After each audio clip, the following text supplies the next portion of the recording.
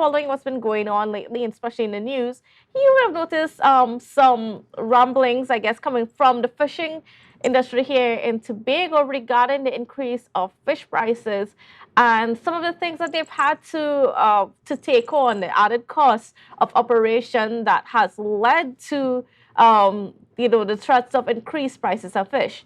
So to just give us a bit of perspective on that this morning and to give us some more details, we have not done Miss Alice Cooper, who is the Alice Corshi, sorry, who is the secretary of the All Tobago Fisherfolk Association. Good morning and welcome to you. Good morning, Candice. All right. Now, first of all, so we are seeing an increase of fish prices for the Lenten season. Can you give us an idea exactly, what these increases are? Okay. Well, these increases came about because of the cost for fuel, the rise in fuel, and the cost for fuel to go fishing now.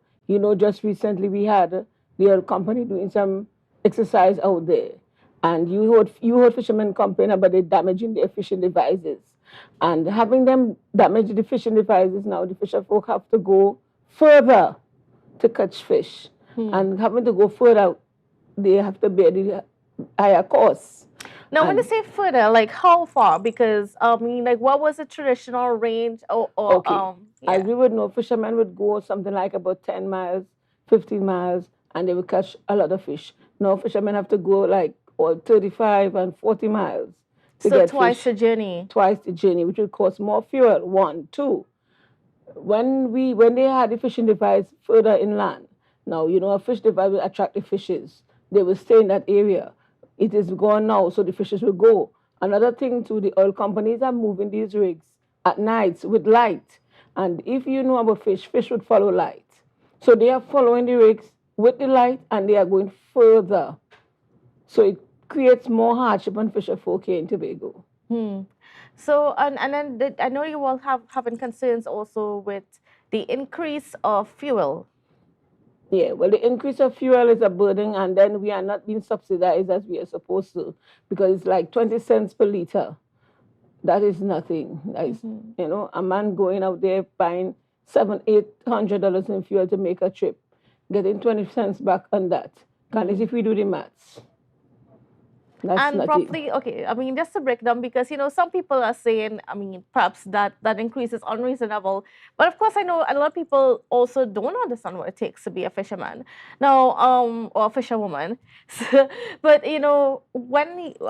roughly how much of that cost that you pay for fuel, how much does that cut into your profits for fish? It cut into your profit for fish something like about 20%. Then remember, it's just not the fuel. You have to buy lines, tackling. You have to look for bait. 1, 2. The fishermen have to have ice to store the fish. Then you have to come back there. Then how much could you sell a vendor a fish for to make a profit? Then for the vendor to sell, some of them decide, let's sell the fish ourselves. It's really hard. And there's where the fisher folk come in. We the women, because we are there now to assist the men in getting this job done. And then in terms of the, I know are there tax breaks or compensation at all for the equipment that you guys use? Okay, like the engine for the fishers.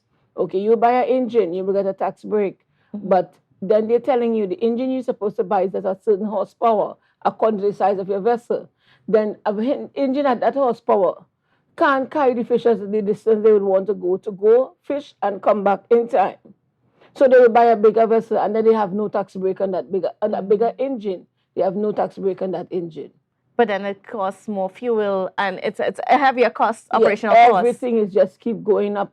And as we know, everything is going up. Cost of living for everything. You would have pay something like about $2 for a hook. That same hook might cost you about $5 now. So everything is just going up. And then in terms of, the rebate for gas, are you guys able to access a rebate for gas? Some of the fishers are able to. Yes. And that's a 12.5% rebate, right? Yeah. Some of the fishers are able to, but then remember they are only paying that on a quarterly basis. The amount of money you spend before you get it on a quarterly basis, and there's so much criteria to get it. Sometimes it becomes frustrating. So what is some of the criteria that frustrates the process? Okay, you have to get the engine register. You have to get the vessel in your name. There's a lot of intricacy to get registered and ready to get this gas rebate. And then at the end of the day, you are still have to wait for every quarter to get the money. So as we would know, fishermen like to get the money at hand. They don't want to wait on all this system. No, and then this rebate comes through the government, right? Yes. So, and you are also asking for an additional rebate now from the Yes. THA. Yes, if the THA they come piggyback and give us something like 50 cents per liter, I think that would help very well for the fisher folk. We only ask for 50 cents. Put the remaining balance and bring it up to 50 cents per liter, and we would gladly appreciate it because the fishing system that is operated here in Tobago is different from Trinidad. And how so? Can you explain how is it different? Okay, fishermen in Trinidad don't need to go all that mile to catch fish. We here in Tobago, we have to do it. As I explained to you, the expedition and the oil companies and all these kind of things. And then when the oil company come, they're telling you you can't fish in that area. And sometimes those are the area where the fishes are. Because for instance, off space side Charlottesville, where they do their expedition, there is the spawning point for tuna. And right now for this Lenten season, people want the tuna. Yes. So the fishermen need to go all that distance to get the tuna. Have you all noticed a change in the migration patterns, the spawning patterns of fish as a result of the explorations done by oil companies? Sure. Because like now, we would have flying fish in abundance here in Tobago. We doesn't have it as much as we did before. And so is that just for this year, or? It's for a period of time we have been observing it. Because even like the bigger fish, usually the kind of dolphin some of these fishermen are catching now. Small dolphin. Long ago, you know the dolphin that small here?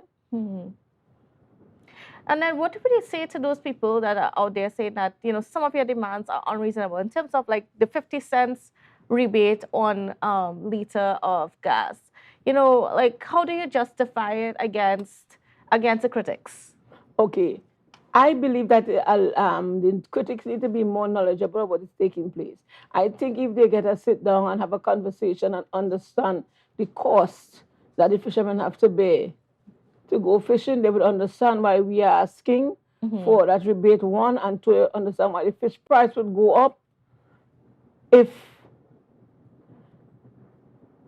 Yes. Yeah. All right. And then, so I want to also ask you, is the fishing industry taxed? Because I know that's another complaint that we hear from the public is that, fishermen are asking for some of these things, but are they paying taxes the same way the rest of the country does? Registered fishermen would pay tax. Right. Most of the fishermen that are registered would have to pay tax. But some of them don't, right? And we have to understand that. But then I'm saying you might not pay the tax directly, but you might do it indirectly. So, I mean, that's not an argument that people should use. No, that's not an argument. All right. And then when it comes to, some of the things that you are faced when you go out there, because, I mean, I want to put it into perspective, because people, you go by the side of the road, you go to the fishing facilities, you buy your fish, whatever, you probably haggle your prices with the vendors. But what a lot of people don't know is what it takes to catch a fish. What are the risks out there? There's a lot of risk. Because you can go there to catch fish. Like, for instance, we had a fisher went out yesterday to fishing, and he broke down out there. It's only because of the devices that he had that we could have contacted him. A satellite phone. And these are the things that would help him assist. If Green Lily had was to bring him to board, he only came back this morning about 3-4 o'clock this morning. And you're leaving home 4 o'clock in the morning to go fishing. He had to spend all day out there trying to get back here. 3-4 o'clock this morning, he got to land. So I'm going to put a plug in for Green Lily for assisting our fisher. Yes. Thank you so much. Right. I mean, and tell me a little bit about how they assist you guys. Like, is it that they're on call whenever or? Okay, what happened, right? Normally when you call Maritime, you call Maritime when you get in difficulties, and they would assist the closest vessel. It's a law that if you see a fisher in difficulty and you didn't assist him, you can be held accountable for not assisting. So anybody that hears this, because there's a radio system, You know, you call out, and anybody that it might respond closest to you, you give your coordinates, and they can assist you. Now, on that point, how is the association assisting fishermen to get their devices and make sure they have the right type of equipment so whenever they get into difficulty, they can call for help? Okay, the association is assisting in that we are asking for, we are going about and lobbying with these all companies and all these help fishermen provide things like satellite phone, because you know a satellite phone is very, very expensive. Yes. Satellite phone, we are advising fishers always wear your life jacket, have some form of communication, work with your supplies and all these kind of things. And are they complying? Most of them are. I must say most of the fishers are. Because on a daily basis, you might go by a landing site and you'll see most fishermen coming with a life jacket on. You might see them with this bucket. They have the radio, the satellite phone. They are equipping their vessels with GPS and all these kind of things. And then are you guys also collecting data in terms of the fish that you catch? Well, we had a project planned with the oil company to do a data collecting, and which is supposed to be on soon. So I cannot speak anything much on it until we get there. All right. Now, as we're getting ready to wrap up this conversation, can you just give us an just take a moment to address the public on the increases for the price of fish and so on? Okay, well, what I can say to the public where fish is concerned, the price of fish, I know it's hard because living is hard here and we know it's very expensive, but you have to understand that the fishermen themselves has family to maintain, bills to pay, mortgage to meet, and all these sorts of things, so they have to meet their dollar to make their money, and fishing is very hard.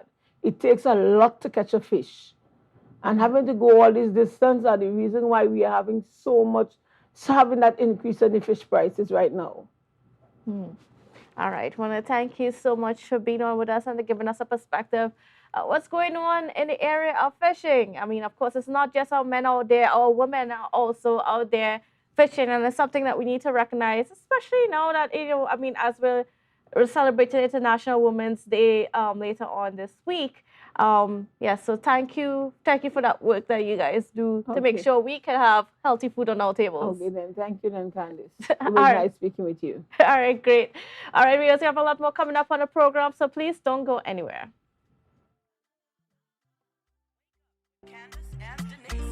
Let's go.